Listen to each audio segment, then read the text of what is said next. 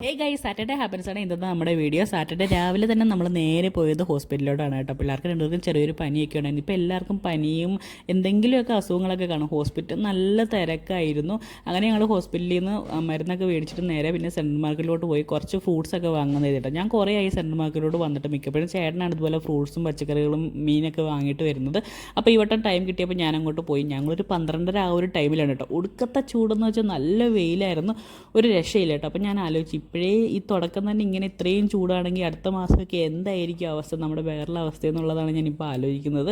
നല്ല ചൂട് തുടങ്ങിയിട്ടുണ്ട്. അതുപോലെ തന്നെ പിള്ളേർക്കും വലിയവർക്കും ഒക്കെ അസുഖങ്ങളൊക്കെയാണ്. അങ്ങനെ ഞങ്ങൾ മാർക്കറ്റിൽ കയറിയിട്ട് എനിക്ക് ഭയങ്കര ഇഷ്ടമാണ് കേട്ടോ ഈ സെൻട്രൽ മാർക്കറ്റിൽ ഇങ്ങനെ ചുറ്റി നടന്ന് കാണാനായിട്ട്. ഓരോ കടകളിലെയും ഫ്രൂട്ട്സൊക്കെ അടുക്കി വെച്ചിരിക്കുന്നത് എന്ത് വൃത്തിയായിട്ട് എന്ത് ഭംഗിയായിട്ടെന്ന് അറിയാമോ.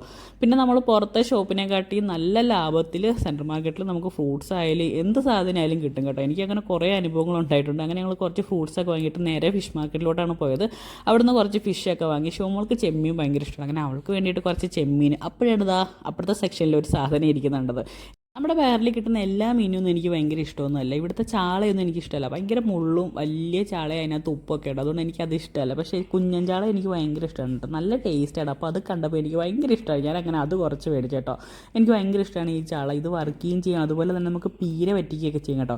എന്തായാലും ഞാൻ ആ ഒരു വീഡിയോ ഇടാൻ പീര പറ്റിക്കുന്നുണ്ട്. അങ്ങനെ ഞങ്ങൾ വീട്ടിൽ വന്നിട്ട് പിന്നെ കുറച്ച് മീനൊക്കെ മേടിച്ചിട്ടുണ്ടായിരുന്നു. അതായത് ഓരോ പാത്രത്തിനകത്തൊക്കെ എടുത്ത് ഫ്രിഡ്ജിലോട്ട് വെച്ച് കുറച്ചെടുത്ത് കറി വയ്ക്കുകയും പിന്നെ പിള്ളേർക്കും ചേട്ടനും വേണ്ടിയിട്ട് വർക്ക് ചെയ്യുകയൊക്കെ ചെയ്തു കേട്ടോ. എൻ്റെ അടുത്ത് മിക്കവരും ചോദിക്കുന്നൊരു കാര്യമാണ്, നമ്മൾ വെജിറ്റബിൾസ് മേടിച്ചിട്ട് എങ്ങനെയാണ് ഇങ്ങനെ സ്റ്റോർ ചെയ്ത് വെക്കുന്നുള്ളത്. എനിക്ക് ഒരു മാസമൊക്കെ വെജിറ്റബിൾസ് ഇങ്ങനെ ഫ്രഷ് ആയിട്ടിരിക്കും. മിക്കപ്പോഴും ഞാൻ സെൻട്രൽ മാർക്കറ്റിൽ നിന്ന് മേടിക്കുന്നത് നല്ല ഫ്രഷ് വെജിറ്റബിൾ കിട്ടില്ല. വന്നു കഴിഞ്ഞാൽ ഞാനിങ്ങനെ ഓരോരോ സെക്ഷനാക്കി എടുത്ത് വെക്കുന്നതുകൊണ്ട് തന്നെ എനിക്ക് ഒരു മാസത്തോളമൊക്കെ ഇരിക്കും. ഇപ്പോൾ ഞാൻ കഴിഞ്ഞ ആഴ്ച മേടിച്ച വെജിറ്റബിളാണ്, നല്ല ഫ്രഷ് ആയിട്ട് ഇരിക്കുന്നുണ്ടല്ലേ. അപ്പോൾ അത്രയുള്ള നടക്കണം.